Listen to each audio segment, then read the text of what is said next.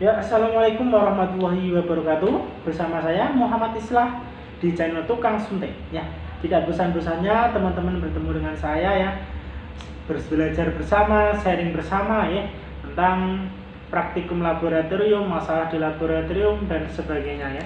Pada kesempatan pagi hari ini, teman-teman, saya akan menjelaskan sedikit ya tentang pentingnya ya ibu hamil diperiksa laboratorium, artinya screening laboratorium untuk ibu hamil ya. Ada beberapa kasus kemarin ya, di tempat saya tugas ini ya, ada di desa X pada saat mau lahiran ya, karena dari didengarnya dari desa-desa setempat itu warganya bilang bahwa si pasien tersebut pada saat dia melangsungkan pernikahan tuh diam-diam, jadi tidak ada yang tahu, tiba-tiba sudah mengandung, suaminya dari luar kota ya, istrinya dari desa sini.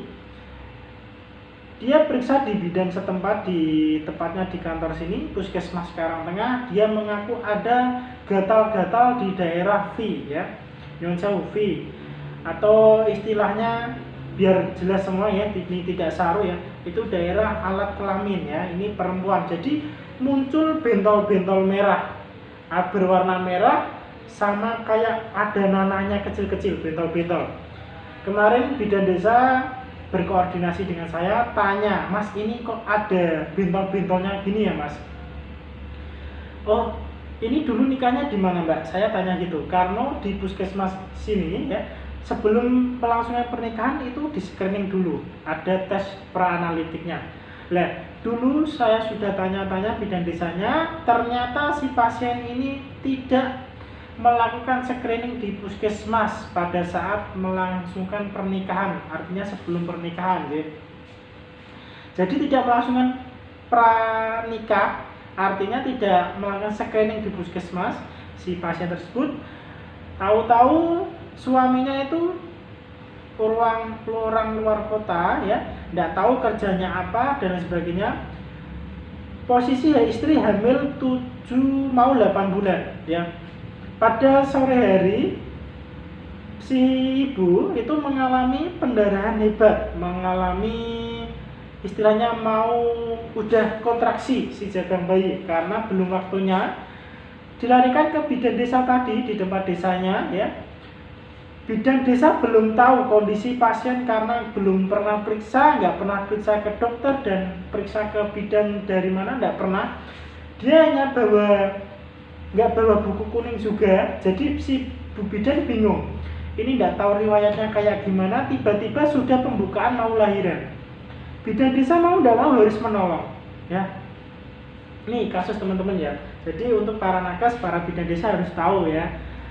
Ini kasus benar-benar terjadi di tempat puskesmas saya ya. Bidan desa datang menolong, otomatis mau tidak mau si bidan desa harus menolong karena sudah pembukaan lengkap dan sudah kelihatan si jabang bayinya ya. Terus ditolong persalinan dengan normal ya. Otomatis dengan normal itu pasti ada perdarahan, walaupun nggak sehebat tapi pasti ada darahnya. Di sekitar kelamin itu benar seperti di foto tadi, yaitu benernya memang benar-benar pasien itu. Di foto tadi pasien benar-benar ada di alat kelaminnya tadi, benar-benar ada bentuk bintik-bintik kecil berwarna merah dan bernanah ya di labia mayornya ya, di sekitar alat kelamin tadi ya. Ini kan daerah V-nya lah, di sekitar daerah sini ada bentol-bentol kecil itu, dan juga mengalami sariawan hebat yang tidak kunjung sembuh. Terus bu bidan sudah menolong persalinan dan lain-lain, keluarganya ditanya tidak punya kis dan lain-lain. Bu bidan bingung. Pagi harinya si pasien diambil darahnya sama bu bidan, dikirim ke puskesmas ya. Di puskesmas saya periksa, saya cek, dan ternyata hasilnya yaitu si pasien sudah menderita B20 alias reaktif HIV. Sudah saya ulang dengan 3 reagen 1, reagen 2, dan reagen 3. Ya. Nah, itu sudah terlanjur Bu Bidan juga bingung, dia menyesal. Artinya menyesal kenapa? Ya memang kerjaan saya menolong persalinan, tapi dia yang ditolong itu tidak mengerti, tidak pernah periksa, tidak pernah berobat kemana, tahu-tahu lahiran ke bidan itu. Saya juga mensupport Bu Bidan, Mbak. Kalau bahasa Jawa, Mbak, jenengan itu udah nolong, udah bagus. Insya Allah yang balas Gusti Allah. Tapi APD ini jenengan juga melengkapi itu. Alhamdulillah Bu Bidan pada saat pertolongan itu menggunakan APD lengkap, handscoon, dan dia alhamdulillah tidak kenapa-napa, ya, sehat. Sampai saat ini sudah jalan hampir mau 1 tahun, ya, nggak kenapa-napa. Lalu, lah itu pentingnya screening ibu hamil, ya. Jadi teman-teman nakes, ini khususnya Bu Bidan ya, yang di desa. Kalau orang desa itu memang agak angel. Artinya angel tuh kalau kata bayi dulu gini enggak apa-apa, kata bayi dulu gini enggak apa-apa. Lah, kata bayi itu di-delete sekarang, diubah, mindsetnya diubah.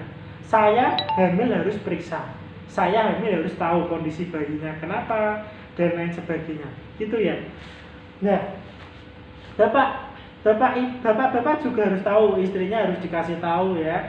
Bu, hamilnya sudah berapa bulan? Ayo periksa ke bidan, periksa ke rumah sakit, diajak periksa ya.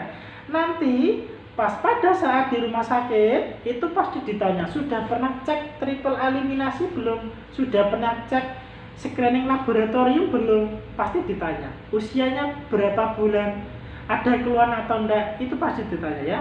Lihat, ini saya akan menyinggung untuk menyinggungnya di posisi saya itu sebagai laboratorium. Saya menyinggung di posisi laboratorium ya. Yaitu cek screening laboratorium ya. Yaitu laboratorium adalah diagnosa penunjang ya. Artinya sebagai penunjang nanti biar si dokter, biar si Bu Bidan tuh tahu arahnya nanti ibu hamil ini kemana. Gitu ya. Nah. Jadi cek screening laboratorium tuh di sini meliputi ya, ini karena laboratorium sederhana, tidak sekompleks di rumah sakit ya, karena di posisi di puskesmas hanya rawat jalan. Untuk di sini kita screening laboratorium menyediakan berbagai macam pemeriksaan ya. Kalau ibu hamil biasanya saya memakai yang pertama itu pasti hemoglobin. Hemoglobin itu apa? Hemoglobin adalah suatu gugus hem ya yang berada di peredaran darah manusia, yaitu hemoglobin itu sel darah merahnya. Itu ada nilai normalnya ya. Nilai normalnya berapa? Untuk pria yaitu 12 sampai 15 gram persen ya. Untuk wanita 11 sampai 14 gram persen ya. Jika kondisi ibu hamil nilainya di bawah grade normal tadi, di bawah 11, bisa dikatakan anemia ya. Jadi itu juga berbahaya untuk ibu hamil. Pas pada hamil kok HB-nya rendah dari nilai normal tadi, harus sering-sering konsumsi vitamin. Kalau Bu Bidan pasti tahu, ini nanti obatnya diminum warnanya merah ya, ada penambah darah. Tahu sih? Ya, itu pasti dapat. Itu diminum. Nanti untuk makanannya, untuk menambah biar cepat HB-nya naik, biar tidak anemia, konsumsi sayur-sayuran yang hijau, makanan yang teratur, makan yang teratur, konsumsi makanan yang bergizi. Yang paling penting sayuran tetap dikonsumsi ya. Apalagi untuk ibu hamil tuh harus makannya ditambah karena ada calon si jabang bayi. Jadi makanannya itu nggak dikonsumsi sama ibu aja. Jadi si jabang bayi harus dapat konsumsi, dapat gizinya. Itu ya. Ya, itu yang hemoglobin. Yang kedua ada golongan darah. Nah, untuk golongan darah itu jika yang belum tahu itu wajib tahu untuk golongan darah. Karena kita tidak tahu nanti persalinannya kayak gimana. Ada suatu kejadian juga pendarahan hebat. Nah, pendarahan hebat itu kan harus punya transfusi. Artinya harus ditransfusi. Nah, transfusi itu kan harus tahu golongan darahnya itu apa. gitu fungsinya golongan darah itu. Nah untuk golongan darah itu seumur hidup tidak akan berubah, walaupun untuk saya itu contoh ya, untuk saya B plus, B resus positif ya, itu pasti pas pada saat mau operasi ataupun apa butuh darah itu pasti ditanya golongan darahnya apa, bikin SIM aja ditanya golongan darah gitu ya.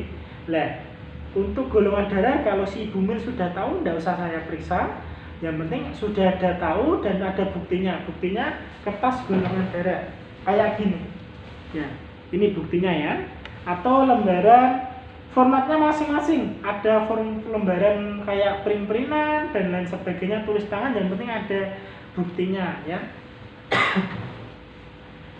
Yang ketiga yaitu triple tadi, triple meliputi HBsAg, sipilis dan HIV ya.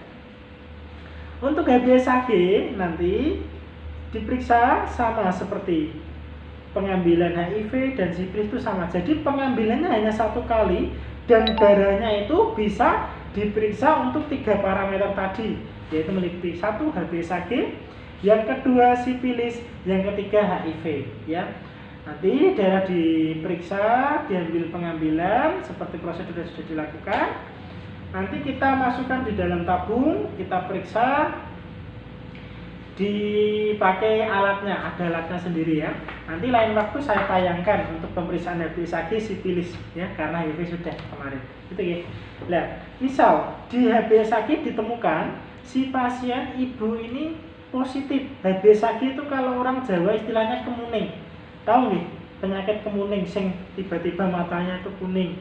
Kayak tadi, ini kan ada putih hitam lah, yang putihnya itu ada warna kayak kuning, menguning. Nah itu dari bentuk fisiknya ya. Terus ada yang mengeluh perutnya sering sakit ya, badannya tambah kurus, itu wajib diketahui untuk ibu hamil ya. Nah nanti jika si ibu hamil ditemukan HBsAg-nya positif, yaitu perlakuannya beda. Untuk kelahirannya nanti harus otomatis tersendiri di rumah sakit, harus di rumah sakit. Bidan desa merujuk ke rumah sakit, nanti di rumah sakit dilakukan pemeriksaan yang lebih lanjut karena dengan HBsAg positif itu ya. Nah, jadi kalau bayi sudah lahir, nanti sebelum 1x24 jam si janin tadi, si bayi harus dapat vaksin dari HBsAg ini ya. Nama vaksinnya macam-macam ya. Nanti divaksin sebelum 1x24 jam harus dapat vaksin itu ya. Nah, kami sarankan untuk Bapak Ibu semuanya ya, untuk sebelum melahirkan bisa membuat KIS atau BPJS atau lain sebagainya. Yang penting ada ASKES ya, itu asuransi kesehatan.